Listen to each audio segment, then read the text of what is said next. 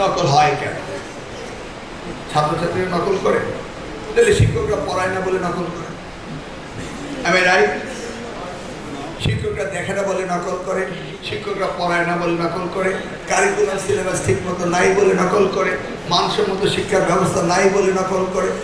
আপনি তো নকল বন্ধ করেছিলেন, একবার নকলের সহযোগিতা করেছিলেন ৭২ থেকে ২০০১ পর্যন্ত, আবার ২০০১ থেকে ২০০৬ পর্যন্ত নকল বন্ধ করেছেন, আবার ৬-এর পরে নকল শুরু হয়েছে। কারণ হু মিন্স বিজনেস, গভর্নমেন্ট সিনসিয়ার ছিল না, তাই আপনারা শুনেননি। আজকের গভর্নমেন্ট মেইন বিজনেস আপনারা জানেন যে আপনাদেরকে নিয়ে শিক্ষা ব্যবস্থা পরিবর্তন আনতে হবে। আমি জানি শিক্ষকরা এবার আবার সব কিছু সঠিকভাবে যাবেন, নাকি যাবেন না? ইনশাআল্লাহ। নাকি এত আসতে বলতেছেন? ইনশাআল্লাহ। তাহলে আমি তো সেইটা নিয়ে উদ্বিগ্ন না, কিন্তু নকলের যে রূপ পাল্টিয়েছে সেটা তো আমাকে বুঝতে হবে। সেজন্য আমি আইন পালনের জন্য ক্যাবিনেট মিটিংয়ে আইন নিয়ে গিয়েছি এবং ডেফিনেশন পাল্টে দিয়েছি। পরীক্ষা মানে শুধু পাবলিক পরীক্ষা, এসএসসি এইচএসসি পরীক্ষা না, দাখিলা টেকনিক্যাল এডুকেশন পরীক্ষা না। পরীক্ষা বলতে শিক্ষক নিয়োগ পরীক্ষা, ব্যাংকে নিয়োগ পরীক্ষা, সবই তো পরীক্ষা, নাকি? আবার নকল বলতে দেখা যায় যে ছাত্রছাত্রীদের মধ্যে ইনভলভ নাই, এর মধ্যে প্রাতিষ্ঠানিক ইনভলভ রয়েছে, সংঘবদ্ধ লোকরা রয়েছে, সেগুলিকে এই আইনে আয়তায় নিয়ে আসতে হবে, তাদের পানিশমেন্টের ব্যবস্থা করতে হবে।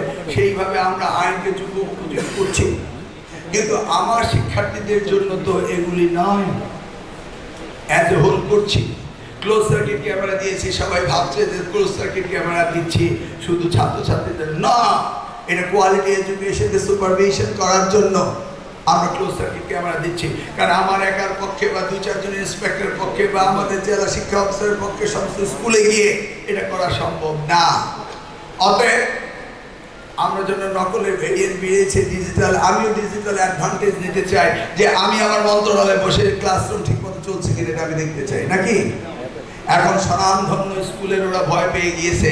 আমি তো আপনাদের গ্রামান্তর স্কুলের কথা বলছি না, ঢাকা শহরের নামি দামি স্কুলের আমার সচক্ষে দেখা এমসিকিউ পদ্ধতি প্রথম ২০ মিনিট কেউ কলম ছোঁয় না, শেষ ১০ মিনিটে হঠাৎ করে প্রত্যেকে যেন তাদের কাছে এসে গেল বার্তা, সব হয়ে গেল ঠান্ডা, একসাথে পরীক্ষা হয়ে হই হই করতে করতে বেরিয়ে গেল। এগুলি তো স্বনামধন্য স্কুলদেরই তো, নাকি?